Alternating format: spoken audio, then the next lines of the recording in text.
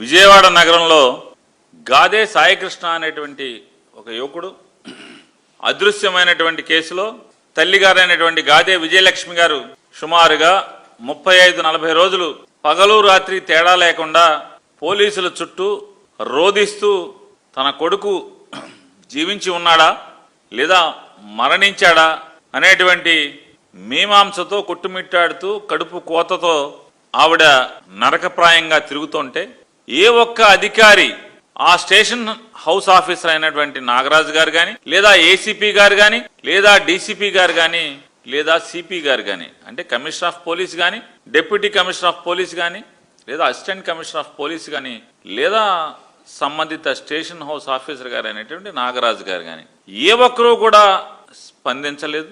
రాజకీయ నాయకులు స్పందించలేదు, ఎమ్మెల్యేలు స్పందించలేదు, ఎంపీలు స్పందించలేదు.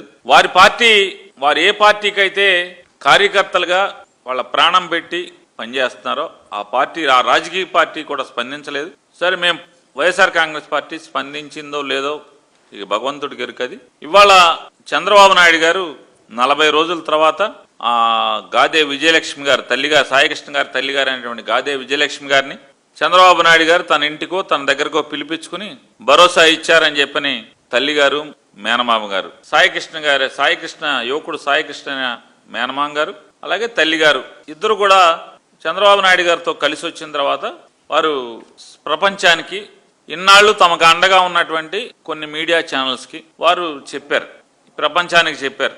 ఎవరెవరైతే ఆవిడ పట్ల సానుభూతితో ఉన్నారో వారందరికీ కూడా చంద్రబాబు నాయుడు గారు నన్ను బాగా మంచి మాట చెప్పారు, నాకు భరోసా కల్పించారు, నాలో నమ్మకాన్ని కలిగించారు, నీకు న్యాయం చేస్తానని చెప్పారు, నేను నమ్మకంతో ఇంటికి వెళ్తున్నాను అని చెప్పి వారు చెప్పారు. సంతోషమే. ఈ రాష్ట్ర ముఖ్యమంత్రిగా శోకంలో ఉన్న ఆవిడ ఇంటికి వెళ్ళకపోయినా కనీసం ఆవిడని పిలుచుకునైనా 40 రోజుల తర్వాత ఆవిడ దుఃఖాన్ని పోగొట్టే ప్రయత్నం చేసినందుకు, వారికి నమ్మకాన్ని కలిగించినందుకు ఆంధ్ర రాష్ట్ర ప్రజల తరపున అభినందనలే. అలాగే నారా చంద్రబాబు నాయుడు గారిని ఇంకొక విజ్ఞప్తి చేస్తున్నాం. అయ్యా, గాదే విజయలక్ష్మి గారి కుటుంబానికి వాళ్ళ తమ్ముడు గారికి వాళ్ళకి భరోసా ఇచ్చారు, నమ్మకాన్ని కలిగించారు, వారికి న్యాయం చేస్తా అని చెప్పారు.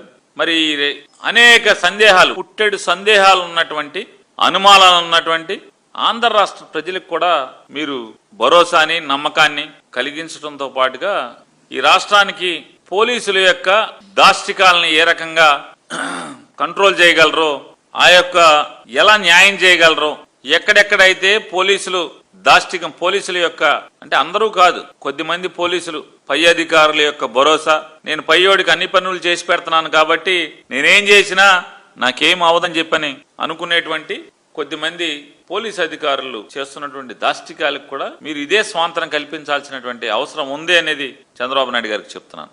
ఎందుకంటున్నానంటే ఇదే పోలీస్ స్టేషన్ లో ఇదే పోలీస్ అధికారి అకృత్యాల వల్ల దాష్టికాల వల్ల మే మాసంలో ఇతని వల్లనే ఆత్మహత్య చేసుకుంటున్నానని చెప్పని వీడియో రికార్డ్ చేసి ఆ వీడియోలో గుళికల మందు అంటే పొలాలకి వ్యవసాయానికి పురుగు మందులను చంపడం కోసం వాడేటువంటి గుళికల మందుని రికార్డ్ చేస్తూ అవి తినేసి నమ్మకం కలిగించాలి. ఆల్రెడీ ఇప్పటికే చనిపోయినటువంటి ఆ దళిత యువకుడి కుటుంబానికి మీరు న్యాయం చేయాలి, పిలిపించుకోరా, వాళ్ళని పిలిపించుకోరా అంటున్నా. అంటే మీ పీకల మీదకి వచ్చింది కాబట్టి గాదే విజయలక్ష్మి గారిని పిలిపించుకుంటారు. పీకల మీదకి రానంత వరకు ఆ కుర్రవాడు దుర్మార్గుడు, దుష్టుడు, కిరాతకుడు, ఒక నరకాసురుడు, ఒక కంసుడు, ఇలాంటి రాక్షస జాతి అని చెప్పని అన్నట్టుగా మీరు సోషల్ మీడియాలో టీడీపీలో చిత్రీకరించారు.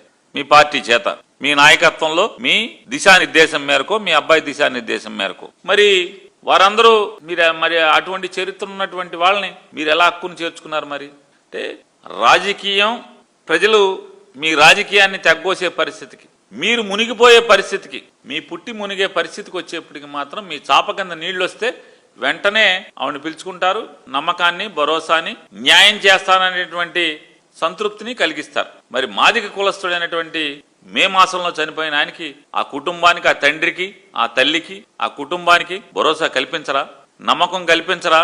దాని మీద ఎఫ్ఐఆర్ ని మళ్ళీ రీఇన్వెస్టిగేషన్ చేయించరా? వీడియో బయటకు వచ్చింది కదా, అన్ని దొంగ ఇన్వెస్టిగేషన్, తప్పుడు ఇన్వెస్టిగేషన్ నడిచింది కదా మీ సిపి గారి నాయకత్వంలో. మరి దాన్ని రీఎంక్వైరీ చేయాలి కదా. ఒక ప్రత్యేక అధికారిని నియమించి రీఎంక్వైరీ చేసి కేసు రీఓపెన్ చేయాలా అక్కర్లేదా? చేయరా? భరోసా కల్పించరా తండ్రికి?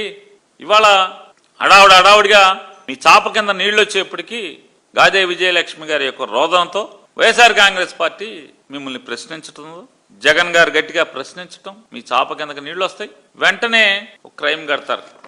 అర్ధరాత్రి పూట పిలుచుకుని 40 రోజుల్లో ఏ ఒక్క రోజైనా commissioner of Vijayawada, police commissioner of Vijayawada గారు ఏ రోజన్నా ఆవిడని పిలుచుకుని మాట్లాడారా? అర్ధరాత్రి పిలుచుకుని ఆవిడ కాగితం తీసుకుని ఎఫ్ఐఆర్ కడతారు. 40 రోజుల్లో ఎందుకు కట్టలేదు? ఈ ఎఫ్ఐఆర్ ఏం కట్టారు? ఎఫ్ఐఆర్ లో ఏం కట్టారు? ఆ తల్లి ఆరోపిస్తుంది అని చెప్పి ఎఫ్ఐఆర్ కట్టారు. ముద్దాయి ఎక్కడున్నాడు సార్? చంద్రబాబు నాయుడు గారు ముద్దాయి ఎక్కడున్నాడు? మీ కస్టడీలో ఉన్నాడా? ఎక్కడున్నాడు? 48 గంటలైంది చంద్రబాబు నాయుడు గారు, 48 గంటలైంది. ఎంత ఫార్స్ గా ఈ ఎఫ్ఐఆర్ ని ఎంక్వైరీ చేయిస్తున్నారంటే, సిపి మీద అభియోగాలు. ఎందుకు అభియోగాలు? మార్కాపురం వెళ్లి టాస్క్ ఫోర్స్ వాళ్ళు తీసుకొచ్చారు. టాస్క్ ఫోర్స్ ఎవరి నాయకత్వంలో నడుస్తుంది? విజయవాడ పోలీస్ కమిషనర్ గారి నాయకత్వంలో నడుస్తుంది. ఆయనకి తెలియకుండా, ఆయన ఆదేశాలు లేకుండా, ఆయన కనుసైగలు లేకుండా ఆఖరికి హోంగార్డు కూడా బయటికి కదలడం. టాస్క్ ఫోర్స్ అంటే directly reporting to CP, working under CP.